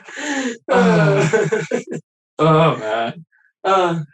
You know, maybe after watching this and then watching the episode 3 might be sadder. Cause like there was this whole like I'm not gonna lie, I did feel something when that happened when Obi was like, "You're supposed to be my brother, Anakin," and I was like, okay, I feel a little bit, but I feel like after this I would feel a little even more. I'm like, oh, I mean, I think a lot of that is like the music. Battle of it Heroes is works. like good song. Yeah. I mean, it works though. Yeah. It generates some feels. Yeah. Yeah. Yeah. And it like I know that the song like peaks when that's happening. Right. Like the da, da, da, yeah, that part. Yeah. And it's like, okay, this is good. Because man, I actually really love that fight. But a lot of it's like the cinematography and then the music. Yeah. I mean, the music does a lot of work in those movies. Yeah. Yeah. Woo! And why can't the sequels use the music as well as it did? And Yeah. even in the prequels, the music was great. You know, we talked briefly about the sequels, and I think we actually defended the sequels a lot. We did, just because to illustrate how much we hate Luke. Yes. Doesn't mean we like the sequels. Yeah. Well, I like episode 8. I But- also like episode. Yeah, but But they're not great. yeah. And yeah, the music's. I don't even remember the music from the sequels. I mean, they use a lot of the previous ones. Episode 7, which is episode 4. Right. Just Yeah. Da, da, da, da, da, da, Yeah. And the da da Yeah. da da da. Yeah, that one, yeah. Because that's That was- the nostalgia Yeah, music. You and know? episode 9 was just bland. Yeah, but imagine it. See, Battle of Heroes Yeah. with a Kylo Ray flash Ray, yeah. would have made me pretend that it was good. Yeah, like I mean, to be fair, that battle did have some good moments. The moment where they trade lightsabers, you can't deny that was fucking. Oh that yeah, was top. that was That was good. good. The way they used Jedi Skype Yeah. was also great. Yeah, I was yeah. like, yeah, they That was- traded a lightsaber yeah, for the thing. yeah, that was some top tier. Yeah, moment there. yeah. But other than that, man, I mean, there was some good choreography and good concepts, but it Yeah. was pretty trash. yeah, I do like the idea of the Force dyad, but it doesn't used well yeah. because it was just shipping a shipping pod device. To be fair, the Clone Wars doesn't use that much of the music either to hit. Yeah, but that's because they kind of make their own score, Yeah. and it does actually end up being really good. Okay. You might not. I actually didn't recognize it until I started looking to listen for it. Okay. But one, they actually do what we're talking about, and they actually remix John Williams scores later Did- in the show. I mean, they did remix John Williams for their literally every intro. Just No, but da. But for battle music, Okay. like sometimes you'll hear. I actually don't remember what songs that they play. Okay. And then they also have like a special clone theme Okay. that they use that I really love. Yeah. Okay. But I don't know if I never notice it when I'm watching Clone Wars. Hmm. You know, it's not John Williams music is something where it's about as much part of the narrative as the actual narrative itself. Yeah. Whereas Clone Wars music is kind of, let's say it's unimportant, Yeah. but it's a supporting element, you know? So music in media is interesting. This is like a totally different topic. I when know. started. I know. But I would kind of want to talk about it because I find this. It's okay. this interesting. I'm thinking for this one, since we've gone a while, it'll probably be split up into parts. Okay, but yeah, regarding the music, I saw an interview of the guy who made Resident Evil 2 soundtrack, and he considered good music is for media. I mean, for his philosophy, I think there are two philosophies that I actually agree, or like I find myself agreeing with. Just Mhm. one philosophy is like John Williams' score, where it's good in the movie, it hits the emotions, but it's also good to listen to on the Right. side, right? Like Right. you can listen to those soundtracks while you're doing work or you're studying, Right. and it'll be great because those are good music. But there's also the argument of maybe good music in media doesn't sound good on their own. Right. They only sound good in context. Because Right. if you listen to the music in not Resident Evil, Silent Hill 2, either Silent Hill 2 or Resident Evil, some of the music is not music, it's just sounds, right? That like is eerie and it's not nice to the ear. Right. But when you're in game, it works. It creates the atmosphere that's just perfect for that game. With that argument, I'm kind of biased Uh-huh. because if I played through a game, Yeah. or watched a show or whatever, Yeah. and I've heard the music, Mhm. because I actually have an emotional attachment to it, Mhm. it doesn't matter whether it's good or bad. A lot of times, Mhm. it'll invite me back into that world, Right. so it still has its effect, Okay. which is weird. And when that effect wears off, Uh-huh. right? I listen to Minecraft music sometimes. Uh-huh. Although I guess that would be an argument for something that actually works on its own. Because I'd argue Minecraft music works. What would I use? Like, okay, in a Silent Hill, like, because it's more atmospheric, right? Right. That's why it only works in the game. Yeah. Right. Yeah. I guess I play games with music like that. Sometimes I'll just put it on for weird stuff, like if we're gonna go hiking. Oh yeah, and blast. yeah. And then But you would never like listen to that on your own, doing like, oh, this music is. well, I can use it for some purposes, right? Okay. Like if I'm studying Okay. and it's too stimulating to listen to something, Okay. but I don't want nothing in the background. Yeah. So I'll put on some atmosphere music makes from my sense. favorite game. That makes And sense. I mean, maybe you could argue it's not purely for listening, Yeah. but I kind of consider it Okay. listening to it for Okay. fun. Okay. Because Yeah. that's how I use music in my daily life. Okay. Yeah, because my thing with music is I consider music that's fun to listen to is the music, Right. and the other ones are noises. Right. And it's fine with noises. There's the original soundtrack, but there are noises soundtrack. Right. And I don't seek for noises to Right. listen to in right. terms of music. Yeah. I don't take away from the fact that it works though in Right. context. Right. Well, actually, even with music, right? Spelunky too has soundtrack that is great in game. I listened to it on his own. I was like, I couldn't make it through the right. This is kind of boring. But like, that's not me shitting on the sound creator. Because when I played it in game, I thought it was great. It's like everything fits. It fits the atmosphere. It fits what's being presented on screen. It's just I don't want to listen to it on its own. Right. Yeah. Yeah. I don't even remember a Spelunky soundtrack, but I mean, it's also not distinct enough. Yeah. It blends in. It Yeah. has its purpose. Yeah, it does purpose, but Yeah. it's not the same. It's not in your stimulating. face, right? Like it's not a John Williams song. Yeah. Like, if you play Battlefront 2, Yeah. you'd remember it. Oh, because yeah, Battlefront 2 yeah. uses the John Williams. Yeah. It's very in your face. Yeah. It almost again because it's John Williams. Yeah. It's repurposed John Williams music. Yeah. Like it becomes part. That's actually what I really love about the game. The Uh, music becomes part of your own little narrative Yeah. within the game. Yeah. I know I told one of our friends this before because he actually got me into the Battlefront game. You can probably beat this up, but that was Jose. Right. Yeah, you got me to the Battlefront game. But I think I was not a fan of Star Wars after I watched the movie. I think that was after episode 4. Right. And I became a fan after I played the game because of the score and of like just what was presented to me through the Right. story and all that. Yeah. Right. Yeah, no, same. I could have a whole another podcast about Star Wars Battlefront too. We should. Maybe. Yeah. Yeah. I would love to. Just talking about that game would be fun, Okay. which is worth doing if people want it. Or we might just do it before people want it. Yeah. Yeah. We still got 4 other seasons, 5 other seasons. Oh, 6 other yeah. seasons. We'll be able to milk this one for a while. Yeah. Yeah. Star Wars. Yeah. Yeah. Okay. Cool. I think that's that for today, right? Yeah. Yeah. Misa, think so. Yeah, I'm ending there too.